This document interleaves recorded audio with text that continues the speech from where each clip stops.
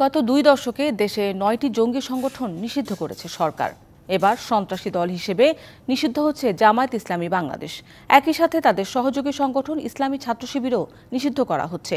যদিও স্বাধীন বাংলাদেশে তৃতীয়বারের মতো নিষিদ্ধ হচ্ছে জামায়াত। শিক্ষার্থীদের কোটা আন্দোলনে অনুপ্রবেশ করে ব্যাপক সহিংসতা ও জানমালের ক্ষতি সাধনের অভিযোগে সরকারি নির্বাহী আদেশে নিষিদ্ধ হচ্ছে স্বাধীনতা বিরোধী দলটি। 29 জুলাই সোমবার গণভবনে 14 দলের বৈঠকে সর্বসম্মতিক্রমে সিদ্ধান্ত হয় স্বাধীনতা বিরোধী দল জামায়াত এবং তাদের ছাত্র সংগঠন শিবিরের কার্যক্রম নিষিদ্ধ করার। এরপর থেকে শুরু হয় দলটি নিষিদ্ধের প্রক্রিয়া। দেশ বিরোধী এই অপশক্তিকে নির্মূল করা প্রয়োজন। দেশে বর্তমানে নিষিদ্ধের তালিকায় আছে 9টি জঙ্গি সংগঠন। প্রতিষ্ঠার পর বাংলাদেশে ইসলামিক রাষ্ট্র প্রতিষ্ঠার জন্য সশস্ত্র সংগ্রাম চালানোর ঘোষণা দেয় শাহাদাত ই আল হিকমা নামে একটি জঙ্গি সংগঠন। 2005 সালের 9 ফেব্রুয়ারি বিএনপি জামাত জোট সরকার বিশেষ ক্ষমতা এনে নিষিদ্ধ করে সংগঠনটি। তৎকালীন জোট সরকারের সমর্থনে গড়ে ওঠা জঙ্গি সংগঠন জামায়াতুল মুজাহিদিন বাংলাদেশ ও জাগ্রত মুসলিম জনতা বাংলাদেশ সন্ত্রাসী কার্যকলাপের অভিযোগে 2005 সালের 23 ফেব্রুয়ারি সংগঠন দুটি নিষিদ্ধ করে জোট সরকার। ফাঁস হওয়া মার্কিন কূটনৈতিক তারবার্তা অনুযায়ী তারেক রহমান জেএমবির গ্রেপ্তারকৃত জঙ্গি নেতাকে মুক্ত করার নির্দেশ দিয়েছিলেন।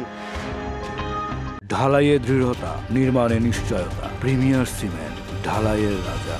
একই বছর 17 অক্টোবর নিষিদ্ধ হয় হরকাতুল জিহাদ আল ইসলামী বাংলাদেশ হুজিবি। বিভিন্ন সন্ত্রাসী হামলায় শতাধিক মানুষের মৃত্যুর জন্য দায়ী সংগঠনটি প্রধানমন্ত্রী শেখ হাসিনাকে একাধিকবার হত্যার চেষ্টা চালায়।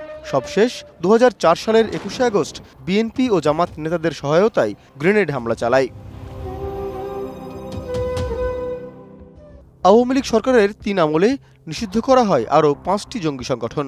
সন্ত্রাসবাদের অভিযোগে 2009 সালে হিজবুত তাহরির, 2015 সালে আনসারুল্লাহ বাংলা টিম, 2017 সালে আনসার আল ইসলাম, 2019 সালে আল্লাহর দল এবং সবশেষ 2023 সালের 10 আগস্ট নিষিদ্ধ করা হয় জামায়াতুল আনসার ফিল হিন্দাল শারকিয়াকে। সন্ত্রাস দমন আইনে এসব সংগঠনকে সরকার নিষিদ্ধ করে। নিষিদ্ধের 10 নম্বর তালিকায় যুক্ত হল স্বাধীনতা বিরোধী রাজনৈতিক দল জামায়াত ইসলামী। এবার তৃতীয়বারের মতো নিষিদ্ধ হল দলটি। মুক্তিযুদ্ধকালীন দেশের প্রথম সরকার অধ্যাদেশ জারির মাধ্যমে প্রথম নিষিদ্ধ করে জামায়াতকে। 1972 সালের সংবিধানে ধর্মভিত্তিক রাজনৈতিক দল নিষিদ্ধ করার মধ্য দিয়ে দ্বিতীয়বারের মতো নিষিদ্ধ হয় জামায়াত।